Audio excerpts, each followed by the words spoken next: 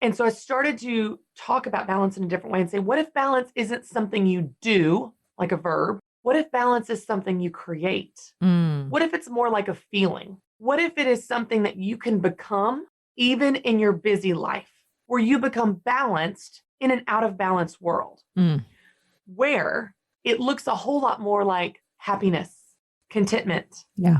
being confident in your choices when I say yes to this thing and no to that thing, where I'm proud of how I spend my time and I shake the guilt that's been nagging at me my whole life. That to me is what I think we're really asking. I think that's what we're really craving. And I think that's what we would call balance. Welcome to Business with Purpose. I'm your host, Molly Stillman of Still Being Molly. And this show is all about bringing you the stories behind the brands, the companies, and the small businesses that are changing the world. Each week, I sit down with somebody like an entrepreneur, a CEO, a nonprofit director, a community leader, or just an incredible person who is using their one and only life to change the world. My goal is to show you that no matter what you do for a living, no matter where you are, you can make an impact. My guest this week is Christy Wright. Christy is a #1 national best-selling author. She is a personal development expert, and she is the host of the Christy Wright Show. Since 2009, Christy has served at Ramsey Solutions, where she teaches on personal development, business, and faith. Her new book, Take Back Your Time, released September 14th, and it is all about a guilt-free guide to life balance. This episode is for anyone who has ever asked themselves the question, how do you balance it all? How do you approach work-life balance, career, or personal pursuits, whatever it is? Christy has so many incredible solutions that she herself has implemented in her own life. This episode, you're going to walk away with tips, tricks, tools, and resources to be able to take back your time. You are going to love it. But before we get to our conversation, let me thank our partner of the show, and that is Mama Suds. Now, are you ready to ditch bleach forever, but you cannot find a bleach alternative that actually works? Well, you have to meet this extra strength oxygen powder by Mama Suds. You know, if you've been listening for a while, how much I love Mama Suds. I have been a user of their products for years. The head mama, Michelle Smith over at Mama Suds, she's been a guest on this show. She's a friend of mine. I absolutely love this company. Everything is clean, effective, and plant-based ingredients, and they work. And her newest product, that extra strength oxygen powder, is the bomb. I've been using it for a few months now, and as you know, here on the farm, our clothes get dirty, guys. Our clothes get real dirty, okay? Everything from working in the garden or the chicken coop or playing outside and just, sweating in the North Carolina heat, our clothes get dirty, and I want to know that my clothes are getting clean and that they smell nice when they come out, and this stuff is incredible. And of course, because Michelle is a genius, it's not only a laundry booster and stain remover, but it works as a great scouring agent on any non-porous surface when you're cleaning. So head on over to mamasuds.com and use the discount code MOLLY, and that will get you an extra 15% off. All right, without further ado, on to my conversation with Christy Wright. Christy, I am so honored to have you on the show. Welcome. Thank you for being here.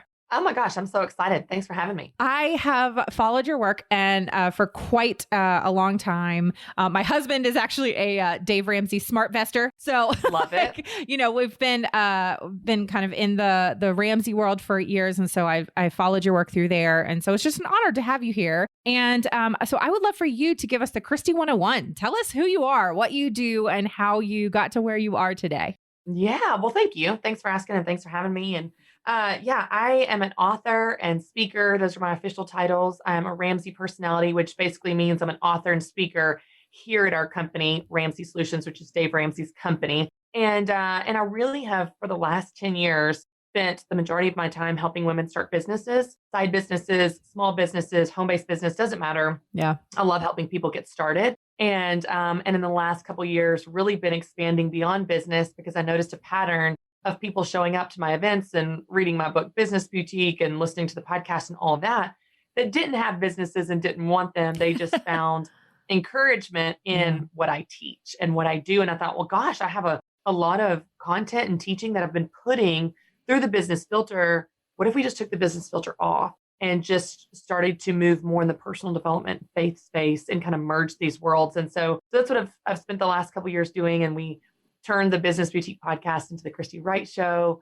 In the fall, I launched my first non-business product, which is my devotional Living True 40 Days to Get Back to You and the Christy Wright Goal Planner. And so we started to gradually move in this space. And it's just been really cool to see how it's connecting, because you can tell people need help in more ways than just business. And I definitely have a heart to help them there. So that's my official what I do during the day. But I'm also a mom to 3 kids, Carter, Conley, and Mary Grace. They're 6, 4, and 1. And I'm busy and have a lot going on, but it's all good things. And so I think this book, my new book, Take Back Your Time, The Guilt-Free Guide to Life Balance, was the book I needed. I think I wrote the book I needed, Molly. So it's kind of you see the evolution, not only in my work, but also in my home life and real life, and how those, often intermingle. Yeah. Well, I have a almost 8-year-old. Well, actually, by the time this airs, she'll be 8. An 8-year-old and a 5-year-old. And so I very much am in that same world. And I think that's why I was telling you, I'm in the depths of your book right now, because I also just feel that. And I think it's the whole myth, which I believe is just this, let's find this myth of this perfect work-life balance. It doesn't exist. But we still have to find what is it that we can do. And so I want to get to that. But before we do that, I love how you really entered it into, or you entered into the entrepreneurial business minded space. And I loved when you sort of removed that business filter and got really more to the personal. But I'm curious, what led you to that? What, were you growing up? Were you always the one with the lemonade stand? Were you always sort of in the entrepreneurial space? How did you find yourself even there to begin with? Yeah. So it's so interesting, because when I'd been a speaker for a company, and whenever I was moving into a full-time role as a Ramsey personality, where I was going to be speaking and teaching and writing full-time, we started to look at, from a strategic standpoint, all of our leadership and our board, looking at, okay, well, what is my message and what is my market? What do I want to be known for, essentially? Because I had been speaking on lots of things, but what was my kind of the heartbeat of what I wanted to brand myself in the space to do? And so we started really reflecting backwards on my life and saying, okay, well, what's my childhood story? Okay, well, I was raised by a single mom that was an entrepreneur that started a business when I was 6 months old to raise and support me. And then I went in high school, I worked in her cake shop. And then in college, I got a degree in business. And then I started my own side business on a farm to help me make money to pay my rent. And then I became a certified business coach. You just start to see a theme, Molly, of business. Yeah. You start to go, I don't know, maybe I should do something with business.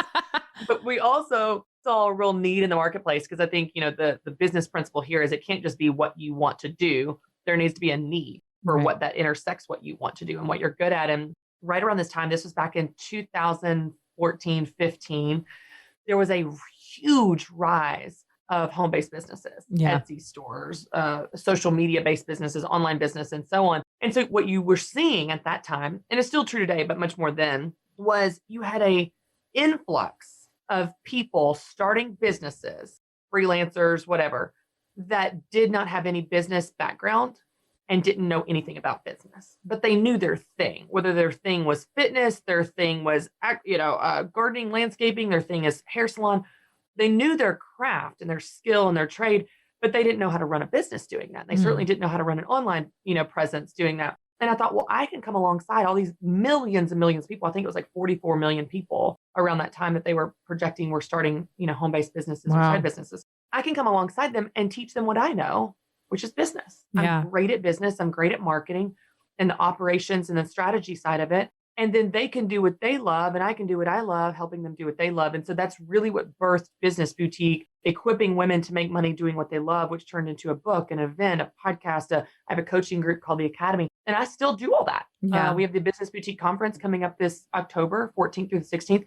I'm still doing all of those things, but over time, I started to realize we had people showing up that didn't have businesses and didn't want them. And so the combination of seeing that pattern of these people that were kind of hey, can I pull up a seat at this table, this business table? And I'm like, what if we stopped asking them to sneak in despite all of our business marketing. And we just said, hey, there's a spot for you here. Right. And so it was partly in response to them, partly at the same time, God, I feel like, was calling me into that space. I'm a believer, I'm a person of faith. And I started having a desire to teach on more than just business, to take the business filter off. Yeah. And so you started to see both of these things happening simultaneously, similar to how I got into it, where I had a business background and a theme of business in my life. And there was a very huge trend of people needing help in business. That happened in 2014. Kind of the latest iteration in 2020 for me was God had been stirring in me a desire to do more than just business. And you're seeing people show up saying, hey, I don't have a business and don't want one. You just really helped me. And so again, you connect these dots. What's going on in me and how does that intersect with what's going on in the marketplace? And, Right. and that's for anybody that's listening that has a business, that's a great business principle in general, by the way. Yeah. And, I love the way that you talk about how you followed sort of I don't want to say trends, but maybe that is the word to use. And because I've also kind of been in the entrepreneurial space for a long time. And it's funny that you say that 2014, 2015, I totally agree. So I started blogging back in when I was in college. So in the mid 2000s and, and I moved my blog over to WordPress in 2007. But at the time, I remember my roommate in college was like, what's a web blog? And it just was, what are you doing? Yeah. What are you doing? And so, and that's, this is right around the time that Facebook is becoming a thing and small businesses are starting to be like, maybe we can use this social media for that. And then I remember, having done this for a while. And then in 2014, 2015, all of a sudden it was like, everybody is like, I'm going to go on Instagram and I'm going to start these businesses. And it was just like, whoa, this is a huge influx of people. And then here we are, 5, 6, 7 years later. And I mean, global pandemics aside, that didn't super help all of us being burnt out. But we realized all of a sudden, oh, there's a whole lot more to this than just this grind of entrepreneurship or this grind of being online and on all the time. And there's this real life that's over here that needs, that's maybe we've neglected a little bit. And I think that was kind of what's the term? It was there was a powder keg that was just building for all this time. And then it was just a pandemic kind of lit a match. But here we are. And I love that you talked about you wrote this book in a lot of ways for you. And so that kind of all of that leads me to how you got to the point where you were like, I think one, take back your time and finding this, let's talk about the work-life balance thing that everybody has the question. Also, by the way, love the fact that women are always the one that are like, how do you do it all? Always, nobody goes up to my husband and is like, you live on a farm and have 2 kids and run your own business and a wife. And how do you do it all? Nobody asks my husband that. Can we just why? But women, we put this pressure on ourselves to do it all, to be it all of that. And so talk to us, what led you to write this book? And what do you think it is that is hitting the nail on the head right now? Yeah, well, it's interesting that you say that because I am entrepreneurial to the core, I'm a problem solver. So I love coming up with solutions to problems. And I will tell you, in 11 years of being a professional public speaker, the number one question I'm asked everywhere that I go, from men or women, business conferences or otherwise, inside speaking events that we host, outside speaking events that I go to from other companies, the number one question is the question of life balance. Yeah. And it's always asked in a similar way. How do you balance it all? How do you balance everything going on? Balance is always used as a verb. So how do you do it all? How do you balance it all? And we've got all the analogies. How do you walk this tightrope? How do you spin all the plates? How do you juggle all the balls? Which balls are rubber? Which ones are glass? All of them, all the analogies. And the interesting thing, Molly, is all of that feels very, very stressful. Right. The tightrope walking, the plate spinning, that feels full of anxiety. And the other thing that I think is true is I can do all that. Yeah. I can walk a tightrope and juggle the balls and spin the plates and still feel as if my life isn't balanced. And so it led me down this path to ask different questions, to come up with different solutions. Because the other thing that I will tell you is this topic of life balance, that word, that phrase, is very visceral for people. It's very triggering. Yeah. You don't really get neutral responses. You get like eye rolls and like, ugh, or it's not possible. It's stupid. That's BS. You get very intense responses. Yeah. But what's fascinating is even though you get those responses, people still ask the question. So even if you hate the word, there's something in you that is yearning for something that you're calling life balance. What I dig into in the book is I believe that what we really need in this space of life balance is different than what we think we need. We think we need to balance it all using balance as a verb. We need to spin the plates. We need to manage the calendar, be more efficient, be more productive, be more in control.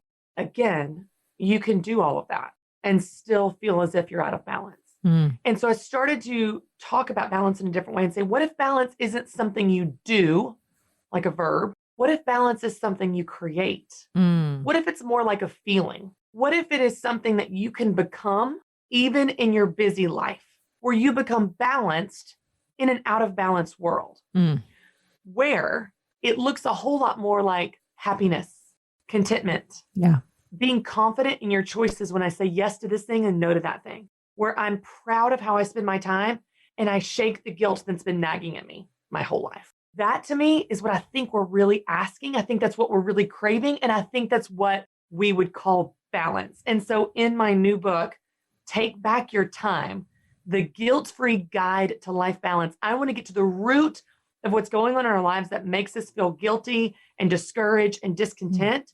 And I want to help you fix the problem there. And then watch how that ripple effect will actually pour into your calendar and you will feel balanced. You might still be busy. You might still be in an out of balance world, but you feel that balance you've been looking for all along. Man, that's so good. There's like a sermon in there somewhere. You're like preaching.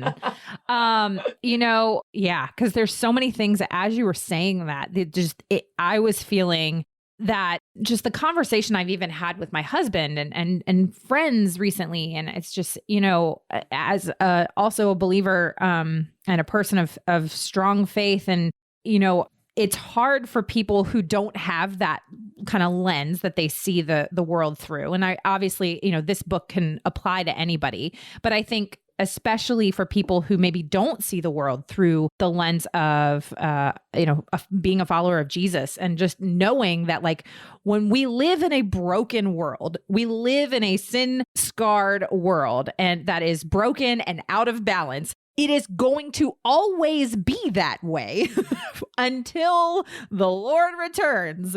Yeah.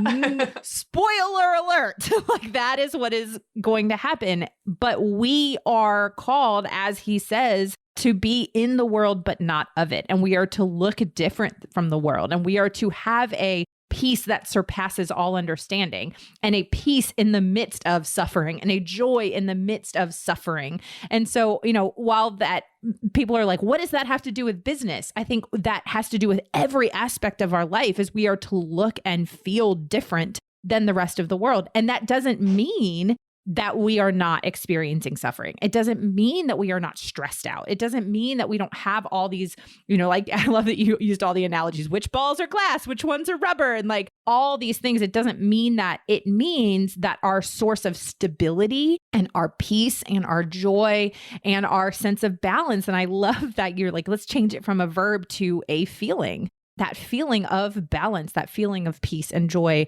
amidst all of that, it means that we have that despite all the other insanity that's going on around us. And so anyway, you were preaching to me there for a second. So I just had to tell you. I think it's both too, because I think that I like to take the term and flip it on its head and give a different definition in this book, which I do. And that the whole book follows that. But I also don't want people to hear, oh, it's just this warm and fuzzy, woo-woo, frou-frou term. Just feel balanced. Just be more. It's not that either, because I think that there are practical implications of this definition of this feeling you can create. And so, one of the things that I have observed about balance and felt myself is we never define it. Like if you ask people, what is life balance? We've got all the analogies, but we can't really nail it down. And if you can't define something, you can never achieve it. Yeah. And so what I've seen is that we can't define it. We don't know what it is. We're just sure we don't have it. Mm. So it becomes this monster that haunts us, a shadow that constantly haunts us, that we're out of balance. And so I wanted to take this idea, and in my book, I define it early on. I say, here's what life balance is. It is not doing everything for an equal amount of time. Like I think we often feel the pressure to and hold ourselves accountable to and feel guilty when we don't. It is not that. It is doing the right things at the right time. Mm-hmm. And when you do the right things at the right time, you will feel the balance you've been looking for. Well, the next logical question following that definition is, how do I do that?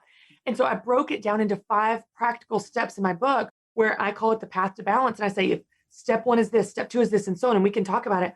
But I didn't want it to just be a feeling, because that still can feel so elusive Yeah. that we can't grasp it. And so it still could almost haunt us. And so I still wanted to take this topic and break it down into practical, tactical, actionable steps that you act out, habits you create in your daily life that allow you to create and maintain that balance that we're talking about. So you still have to get, boots on the ground, get really, really tactical with something if you're going to not only create it, but live it out and maintain it when that out of balance world pushes against you, because it will. And so I love to make it practical too, because I think that's where we put it into action. Yeah, absolutely. And that's one of the things that I've appreciated about it so much, is that it's not this elusive, like woo woo. We're just not like, sitting around being like, I'm going to be in balance. Like, no, it's there's practical steps and things that you can actually implement. But I love what you, and I think you kind of alluded to this a little bit, is just getting to the root of that, of like, how do we get to that place and how do we get to that feeling? And I love that you're right. So many people, like, you ask, like, how do you do it all? And then I almost want to turn that question on them sometimes and be like, what do you think is the perfect balance? Right. Tell me, I want to hear it. So let's talk about that root first before we get to the other part. So what is it that you think leads us to this feeling of being out of balance and feeling totally crazy amongst what seems like everybody else has it all together?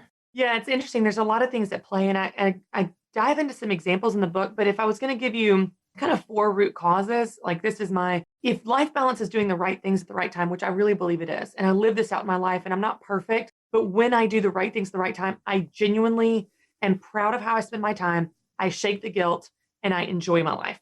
That feels like a pretty good promise for this definition of life balance. Well, if that's true, and I believe it is, then what gets in the way of that? What keeps us from doing the right things at the right time? There's 4 main causes. Number 1, doing too many things. This is common to many of your listeners, I'm sure, that have a lot of interests. Our time is finite.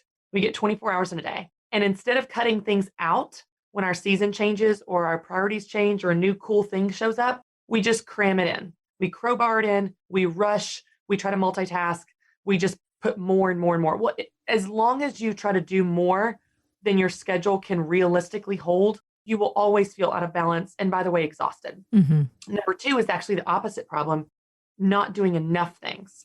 So this would be an example of in the COVID pandemic. At first, we were very thankful for all this free time. After about 3 weeks, we were bored. Yep. Maybe someone listening right now that is an empty nester, and their world has revolved around their kids. Now their kids are off to college and they're like, I have all this time. I'm actually not sure what to do with it. If you don't have outlets to pour your gifts into, relationships to pour into and connect with, and responsibilities to show up for, you're going to be bored and out of balance. So the first way is doing too many things. The second is not doing enough things. The third reason is doing the wrong things. This is when you spend time on things that are not important to you. You don't care about them. You show up out of guilt or obligation or because you think you have to or whatever. Well, as long as you spend time in your one life on things you don't care about, you're going to feel out of balance. Yep. Because there's a disconnect between what you care about and what your life really reflects. So if someone is working in a full-time job that they are working in because they've just got to pay the bills and get by, but they hate it. Yeah. And they've hated it for a decade, you're going to feel out of balance because you're spending a large percentage of your time on something you hate.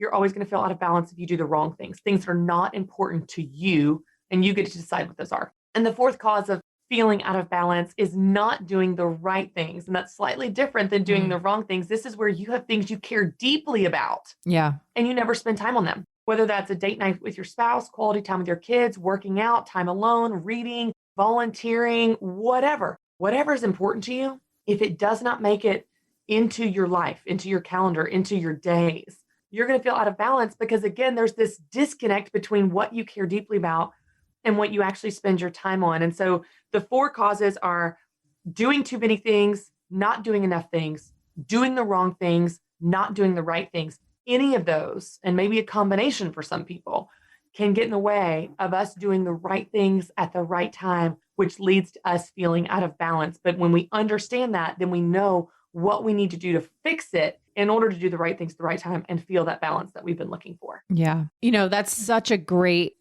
just really practical way for us to kind of evaluate like maybe what area. And I like you said, sometimes maybe it's all of the areas, or maybe sometimes it's just one of the areas. And, especially that last one, like not doing the right things. I think sometimes people confuse that with, oh, I'm not practicing self-care, which I have like lots of thoughts about that, which I won't like go on that soapbox right now.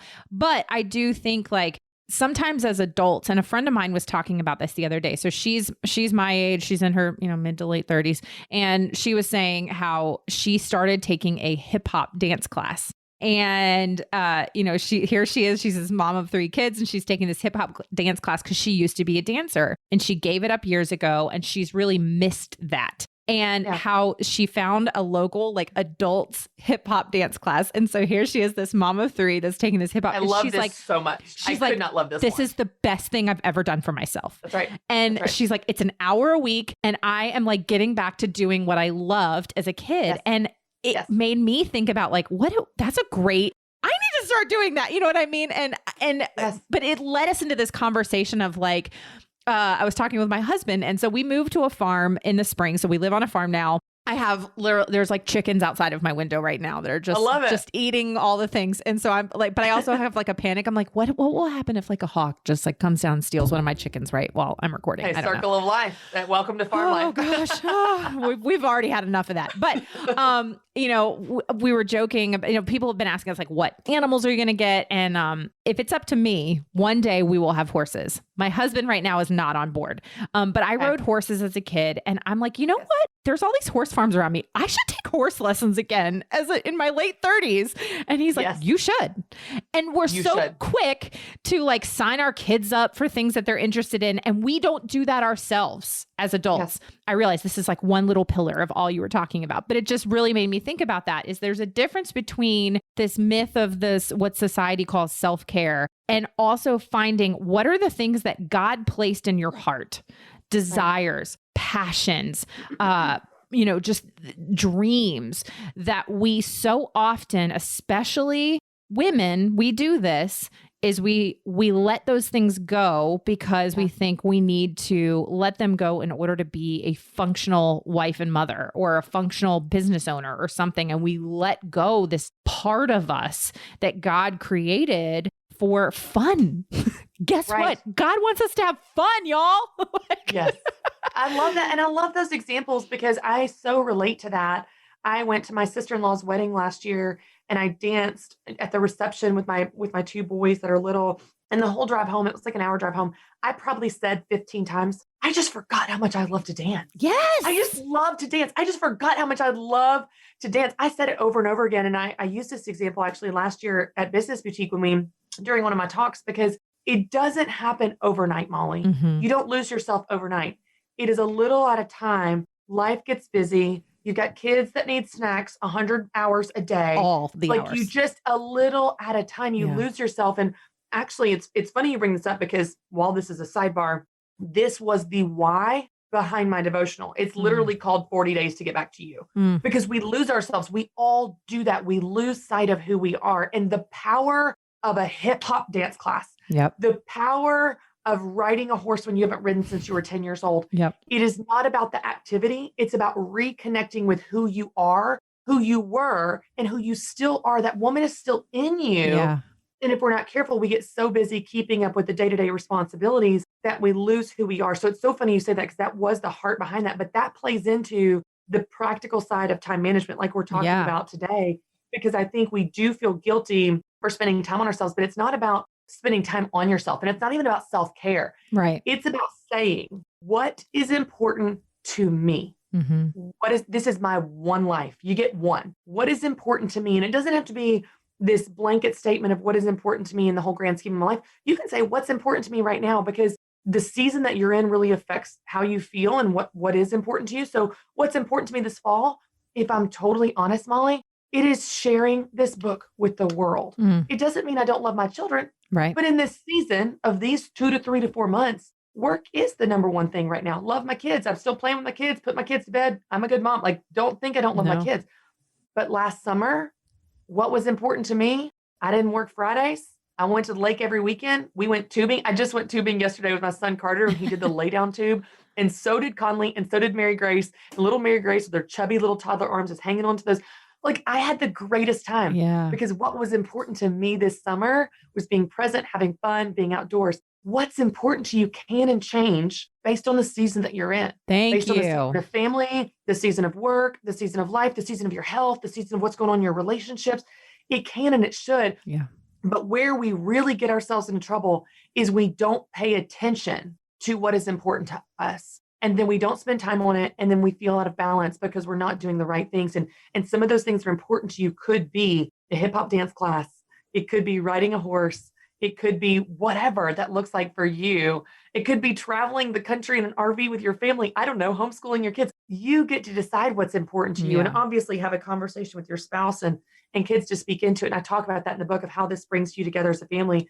But man, when we just keep showing up to a job that we hate, signing our kids up for activities they don't care about, we don't care about, volunteering to bring the chili potluck is something we don't care about. We just keep going through the motions of what we think is right. We not only lose our time, we lose ourselves in the process. And that is where we feel the most out of balance. I want to help people get their time back and get back to who they are in the process. Hey, I'm going to take a quick break from my chat with Christy to thank our other partner of the show, and that is Demain. I have been talking about Demain for months now. This is an incredible fair trade and ethical brand that is based out of Haiti. And if you've been following the news at all, you know that Haiti is in need right now after the tragic earthquake that took place this summer. And one of the most tangible ways that you can be partnering with the incredible Haitian people is to buy stuff that they make. And Demain makes the most beautiful handcrafted leather goods with their two hands. That's what Demain means. These artisans are incredibly talented, from sandals to bags to leather accessories.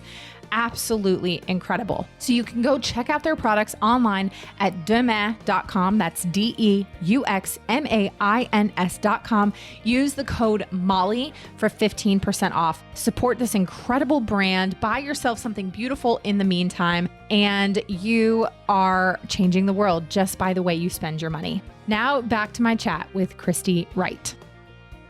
Now, you know, I know that obviously in the book, you really go into detail into all these different things of like, okay, so we know here are the root causes of what gets us out of balance, how we lose ourselves, how we overschedule ourselves, how we don't, do enough. I mean, I love that you brought up that, the point about, empty nesters, and sometimes they're just like, I have all this time. I mean, both of my kids for the first time, like as of basically when this is airing, for the first time in ever, both of my children will be in school all day.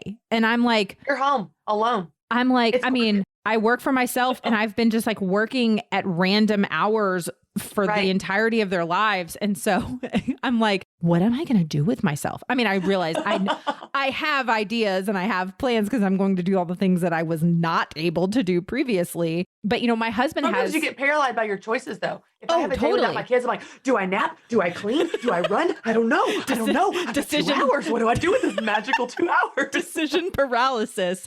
Yeah. It totally is. My husband, my husband's a financial advisor, and he has clients who all the time he will meet with a client and they are terrified to retire.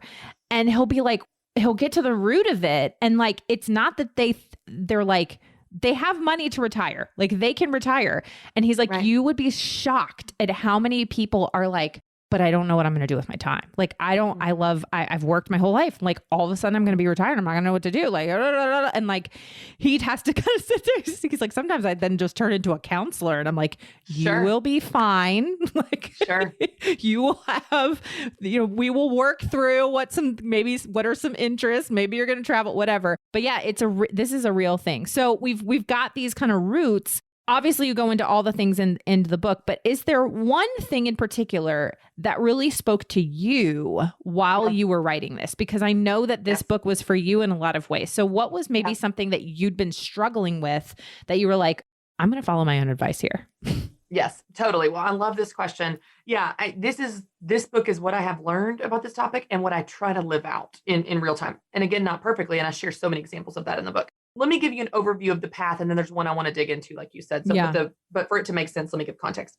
So life balance is not doing everything for an equal amount of time. It's about doing the right things at the right time.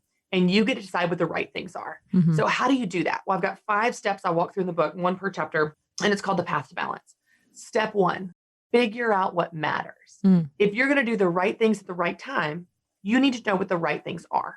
You get to decide what's right for you. A mom that is in a season of a newborn and just simply taking 1 shower per week and trying to survive, figuring out how to adapt to motherhood, that's what's right now for her. An Olympian, we just watched the Olympics this summer, that is training 60 hours a week. That's what's right for them. You get to decide what's right for you. So, but you need to figure out what that is if you're going to spend time on it. So step 1 is super practical. Figure out what matters to you. Now walk you through some exercises to really, like you said, dig to the root of like, okay, this can be a hard question to answer. What do you want for your life? What matters to you right now?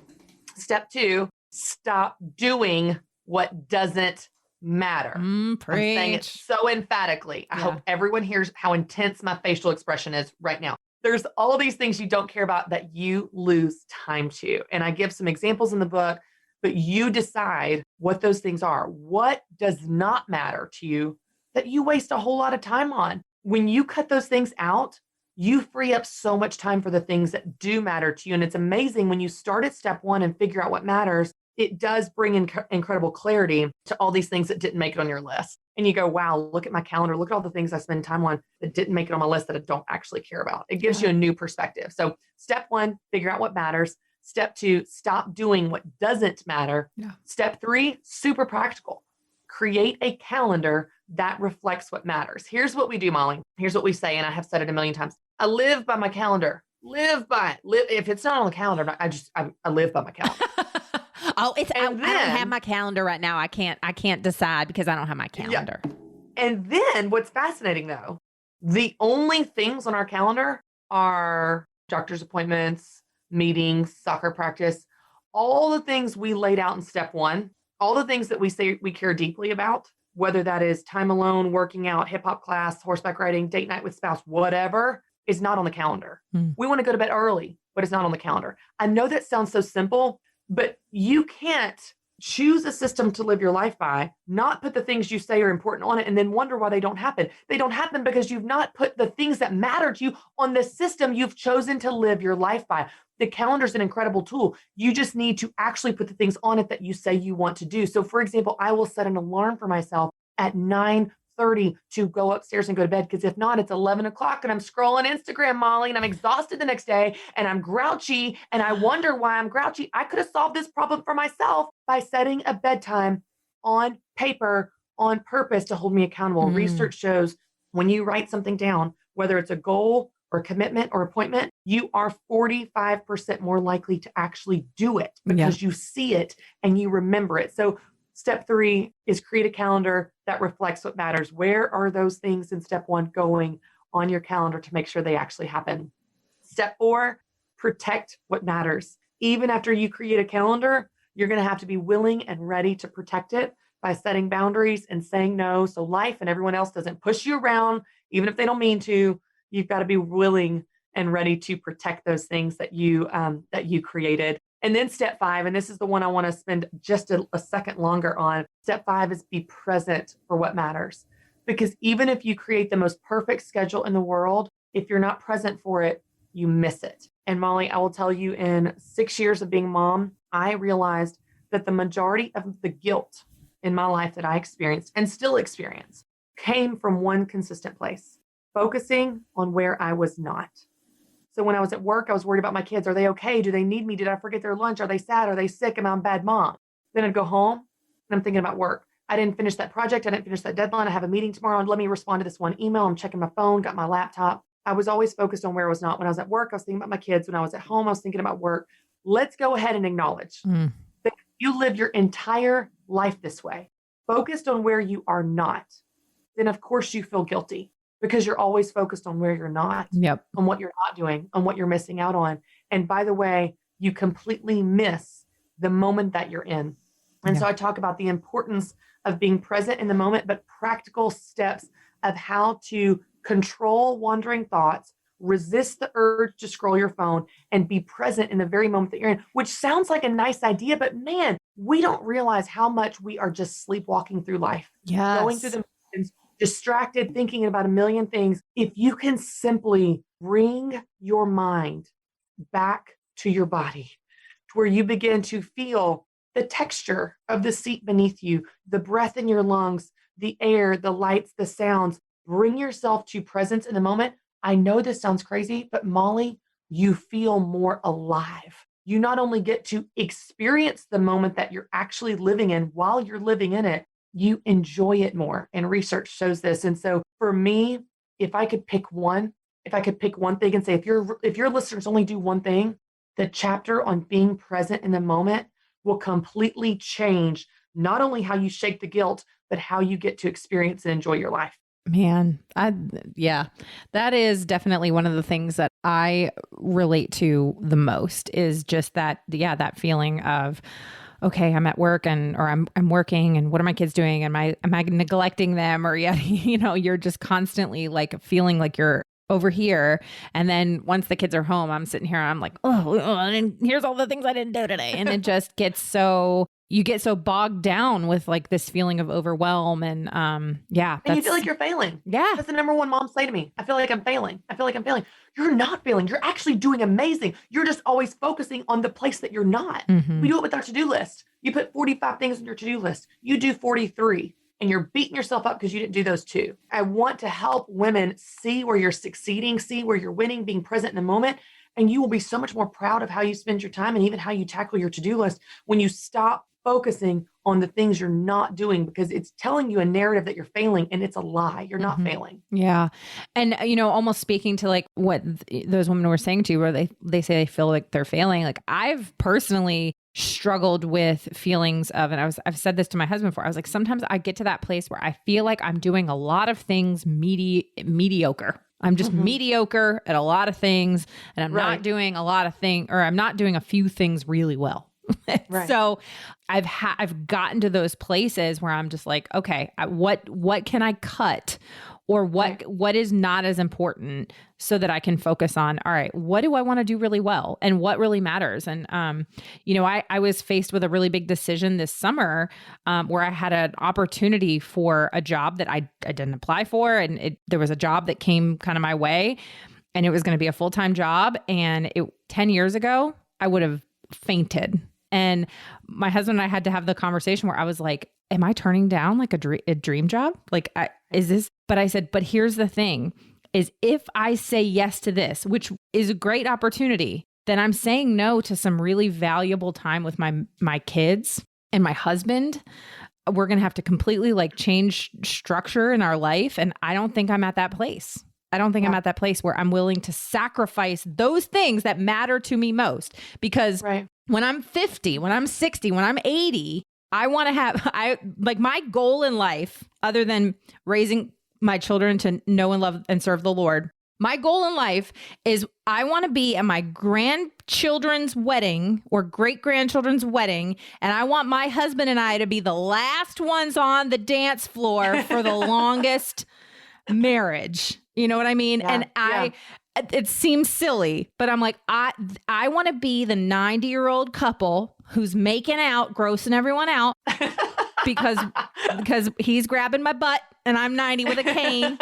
I want to pour into that marriage. I want to have a relationship with my kids that's strong.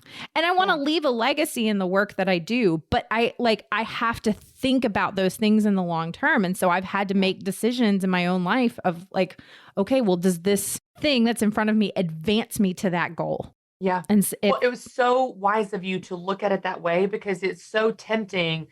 In our culture reinforces this big time, but it's even in our nature to chase the next big shiny thing, whether it's next in terms of promotion and title, recognition, salary, benefit, whatever. It's so tempting to chase the next big shiny thing. But I love that you asked a different question, because instead of just saying, oh, this is, and this is a perfect analogy, Molly, for every single thing that comes our way. Someone says, oh my gosh, we're having a party on Friday night. Do you want to come? Our response is yes, without thinking, okay, what does this mean I'm saying no to? Or, oh, we've got this new, we've got a soccer team. Who wants to sign up for soccer? Yes. Our default answer is often yes, because it's a good opportunity. We don't ask ourselves, is this the right opportunity for me? Because good opportunities that are not the right opportunity for you become stressful, full of resentment, and they become the wrong opportunity. Right. And so what is right for someone else, and even what is good, doesn't mean that it's right for you. And I love that you asked yourself that question, and you actually ended up saying no to the new shiny thing in order to say what's right. And you are going to feel more peace and more balance because you did what's right for you right now. And maybe in 3 years, another opportunity comes your way, and that is for you, right for you. That cool. Right. But what's right now is what you did. And that's just what I want listeners to do on big things like a job and small things like Friday night and soccer team. What's right now? Yeah. I was reading a post the other day from a author by the name of Jefferson Bethke. I don't know if you know him, but he's awesome. And he and his wife, Alyssa, talk a lot about marriage and things like that. But he was talking about how our culture focuses on the individual, and we're all about individualization. And there's nothing in our culture that wants to keep the family together. And he meant it in you don't see family league softball teams, and you don't at church, you draw your kids each go to their individual age classes, and there's women's ministry and there's men's ministry, and there's not and it's not to say that those things are inherently bad, but so often they as a family have made the decision to say no to a lot of the things that our culture kind of, hangs a shiny thing in front of our face of oh, we need to do this because that seems like the thing that makes the most sense, when actually it's pulling us away from each other and instead of towards each other. And I just thought it was so beautifully worded the way he talked about that. And it just speaks exactly to what you were talking about. And this, especially when we're talking about balance, we have to stop doing the things that don't matter in our personal lives and in our work lives. And sometimes those things mesh. Sometimes they do. They do. And you bring up an interesting point. And I love that you brought this up. I've actually not talked about this yet, but I talk about it in the book a little bit. I think that there are two somewhat dangerous messages out there. And so one of the, this is a sidebar, but one of my visions for what I do is to bridge the gap between the faith world in the personal development world. Yep. I think sometimes they can look down on each other, and I don't think they're mutually exclusive. I think we need to work like it all depends on us, pray like it all depends on God. We're going to need both. But in these worlds, when it comes to the family, let's just say time management within the family unit, kind of like you're talking about how the family plays into this and what brings us together versus pulls us apart. There's a message in the faith world, I think, that can be a dangerous message of submission. Mm-hmm. Submit, give up on your dreams, just do what you need to do, just be a good mom. And there's so much of this guilt, especially in the church South, the church subculture of you just need to be a good mom first. And you need to be like completely neglecting the horseback rider and hip hop dancer in you. Okay. Which I think is a dangerous and untrue message, because God gave you those desires. On the opposite end of the spectrum, there's this message in the personal development world sometimes of girl, you do you, you do you, and don't you let your man get in the way. I'm just going to pull myself up by my bootstraps. He can watch the kids. I'm going to chase my dreams at all at the expense of everybody. Mm-hmm. Oh, these are dangerous and untrue messages. And so the one thing I want to call out is in my book, what I walk through when I say, figure out what matters to you, the challenge for that chapter is talk to your spouse about what matters to them. Mm-hmm. In the second chapter, in the chapter 3, create a calendar that reflects, sit down with your spouse. What matters to them? How do you both speak into where you can honor things you care deeply about that may be personal to you, that your husband doesn't really get the whole horseback riding thing, but we're going to figure out how we can get it on the calendar. And then he has things that you don't get that get on the calendar. And then as a couple, you come together about how your shared time is spent, because it's not just your time, it's your family's time. And I don't want you to submit and lose yourself in the family unit. And I don't want you to bulldoze people in the name of living your life, you do you. It is both. It's a conversation. But what's so beautiful is when you have this conversation, it brings you together. It brings the family unit together, like you're talking about, where you have shared goals, shared values on your shared calendar. And that's powerful. Oh, Christy, you are preaching to me right now. Oh my goodness. That is the exact conversation I have had with like no less than 5 people in the last 7 days. I love it. And I'm going to not get on my soapbox, but I'm just going to say this real quick, is I am real over, and I'm going to probably get a couple angry emails, and y'all know me by now. Okay. We're like 270 episodes into this. You know me by this point, if you're listening, you know my heart, but I am over the like, just live your truth.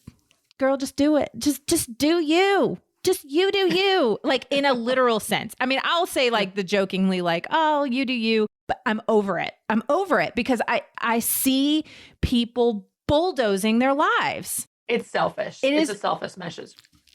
Yes. So anyway, I've had that very conversation. That's why if you want to do you, then cool, then don't get married and have kids. Because getting married and have kids is choosing to share your life with others, and it's not about you anymore. Yes. Just you. It's a little about you, but not all about you. Yeah. Oh my goodness. You're in the equation. You're just not the center of the universe. Right. And that's not, and oh yes. Oh, anyway. Okay. I could get on a whole tangent, but I was just saying, the second you started saying, I was like, yes. Let's go. Let's go, Christy. You get me fired up. Okay. So, and here we are. We're running out of time. But Christy, this is an incredible book. And this is a book that so many people need to read.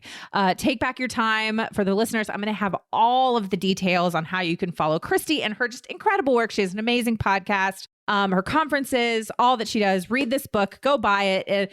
When this airs, it came out yesterday. So you can go, on all the things, the Amazon, the Barnes and Noble, and all the places you buy the books, and get it, because it is a message that so many of us need right now. So Christy, before we get to the get to know you round, is there anything else that you want to just like leave people with here at the end? Oh, thank you. Well, thanks for having me. This has been so fun. So fun. Yeah, I think one of the stories I tell in the beginning of the book is a story when my husband walked in and I was crying when I had my newborn Carter, my oldest son, and just how hard that was. Mm-hmm. And he just said 5 words to me that I'd love to leave your listeners with. And it's this: you're doing a good job. I know you feel like you're not, but you are. Just the simple truth in that statement. It's not a compliment. It's a statement of truth of what is happening in your world. You are doing a good job. And I want to make sure your listeners know that. Oh, that's so good. All right, Christy, before we go, this is the get to know you round. We just ask a couple fun get to know you questions. So are you ready? Let's do it. All right. Question number 1. We just watched the Olympics. You know, we're getting back into sports season. If you were a professional athlete, what would like your hype up song be? What would like the song be that just plays when you're getting up? Black Eyed Peas. About anything. I love the Black Eyed. Listen, true story, Molly. When I get my 3 kids to bed, after baths, teeth, books, all the things, routines, pajamas, all the things, and I drag myself downstairs to clean that kitchen. It is the Black Eyed Peas that get me through. I say, Alexa, play the Black Eyed Peas. And I'm like, I can do this. I can get these dishes. I can make this lunch. Black Eyed Peas just get me going. That's amazing. I love it. That is your hype up song. I got a little hip hop dancer in me as well. That's fantastic. That is fantastic. Okay. What is your most unusual talent? Are you ready for it? I am. I can say my alphabet backwards. Oh, I love it. I've always had a question as to like when you see on like TVs and stuff and they like pull somebody over who's like possibly has a DUI and they like make them do the alphabet backwards. I'm always really confused by that because I can't do that at any time. So yeah, I think that's the idea is if you're sober, you will say, I can't do that. If you're drunk, you'll try. I have been caught at a field party in high school. True story. Drinking Natty Light. Got asked to say my alphabet backwards and nailed it. Oh my. That is fantastic. That is a fantastic. I was a public school kid, and yes, I got myself in trouble. All your Christians are going to at me. Listen, no, don't listen. I love it. Okay.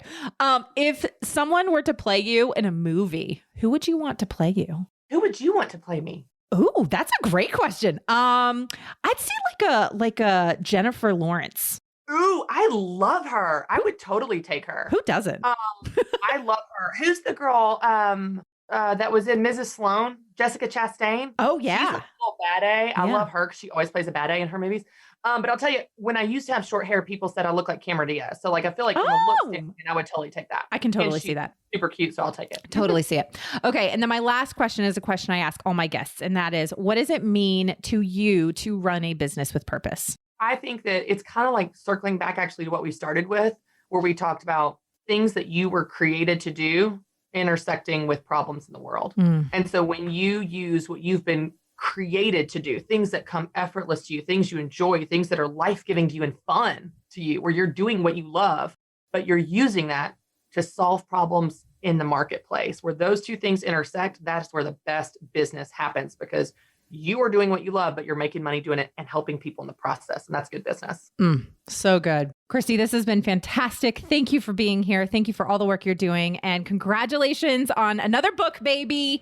And we're just singing happy birthday to it. And I'm so appreciative for you to be here. Oh my gosh, you're awesome. Thank you for having me. This was so fun. Friend, I would love to know what you loved about this episode or something that you learned. Find me on social media. I'm at Still Being Molly or at Business with Purpose Podcast on Instagram and Facebook. And don't forget to use that hashtag Business with Purpose Podcast when you're sharing the show with a friend. Thanks so much for listening to this week's episode. If you are a first-time listener of the show, welcome.